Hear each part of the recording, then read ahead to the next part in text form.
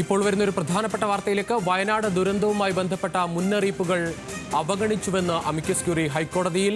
വയനാട്ടിൽ 5 വർഷത്തേക്ക് കാലാവസ്ഥാ വ്യതിയാനം ഉണ്ടാകുമെന്ന് 2019 ഡിസാസ്റ്റർ മാനേജ്മെന്റ് പ്ലാനിൽ പറഞ്ഞിരുന്നു. മഴ മുന്നറിയിപ്പും അവഗണിച്ചു. ആവശ്യമായ മുൻകരുതൽ എടുത്തില്ലെന്നും അമിക്കസ് ക്യൂറിയുടെ റിപ്പോർട്ടിൽ പറയുകയാണ്. വിവരങ്ങളുമായി ഇപ്പോൾ ഷബ്ന സിയാദ് ചേരുകയാണ്. ഷബ്ന, സർക്കാരിന് ഒരു വിമർശനം എന്ന തരത്തിൽ തന്നെയാണ് ഈ റിപ്പോർട്ട് മനസ്സിലാക്കുന്നു. എന്തൊക്കെയാണ് വിശദാംശങ്ങൾ?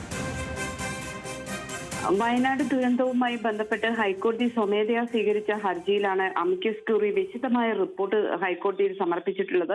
മുന്നറിയിപ്പുകൾ അവഗണിച്ചതാണ് ദുരന്തത്തിന്റെ ആഴം കൂട്ടിയത് എന്നാണ് അമിക്കസ് ക്യൂറിയുടെ റിപ്പോർട്ടിൽ പറയുന്നത്. വയനാട്ടിൽ 5 വർഷത്തേക്ക് കാലാവസ്ഥാ വ്യതിയാനം ഉണ്ടാകും എന്ന് 2019 തന്നെ ദുരന്ത നിവാരണ പദ്ധതിയിൽ പറഞ്ഞിരുന്നു. വയനാട്ടിലെ 29 വില്ലേജുകൾ പ്രശ്നബാധിത പ്രദേശമാണ് എന്നും റിപ്പോർട്ടിലുണ്ടായിരുന്നു. ഇത് സംബന്ധിച്ച് ആവശ്യമായ ഒരു മുൻകരുതൽ എടുത്തിട്ടില്ല. അതുപോലെ മഴ മുന്നറിയിപ്പുകൾ അവഗണിച്ചു എന്നത് പ്രധാനപ്പെട്ട കാര്യമാണ്. സർക്കാരിന്റെ ഓറഞ്ച് ബുക്കിൽ ഉൾപ്പെട്ട പ്രദേശമായിരുന്നിട്ടും ശാസ്ത്രീയമായി മഴയുടെ തോത് കണ്ടെത്താനായില്ല. വലിയ മഴയാണ് ആ ദിവസങ്ങളിൽ പ്രദേശത്തുണ്ടായത്. അതുപോലെ ദുരന്തമുണ്ടാകുന്ന ദിവസം രാത്രി 7 മണിക്ക് ഒരു പഞ്ചായത്ത് അംഗം വാട്സപ്പ് ഗ്രൂപ്പിൽ മുന്നറിയിപ്പ് സന്ദേശം അയച്ചിരുന്നു എന്ന് പറയുന്നുണ്ട്.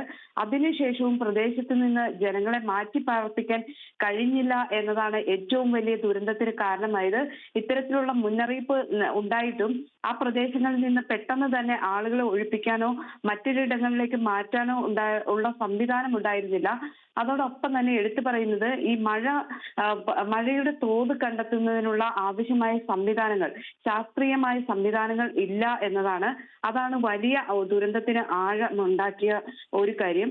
2019 വയനാട്ടിലെ ദുരന്ത നിവാരണ പദ്ധതി രേഖയിൽ പലയിടങ്ങളിലും വലിയ മഴ ഉണ്ടാകുമെന്നും കാലാവസ്ഥാ വ്യതിയാനം ഉണ്ടാകും എന്നും വ്യക്തമാക്കിയിരുന്നു.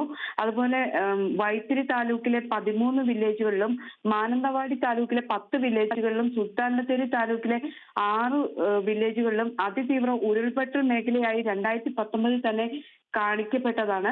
അതിനുശേഷവും ആവശ്യമായ നടപടികൾ സ്വീകരിക്കാത്തതാണ് ഈ വലിയ ദുരന്തത്തിന് കാരണമായത് എന്ന കുറ്റപ്പെടുത്തലാണ് അമിക്കസ് ക്യൂറിയുടെ റിപ്പോർട്ടിൽ പറയുന്നത്. ശരി ഷബ്ന.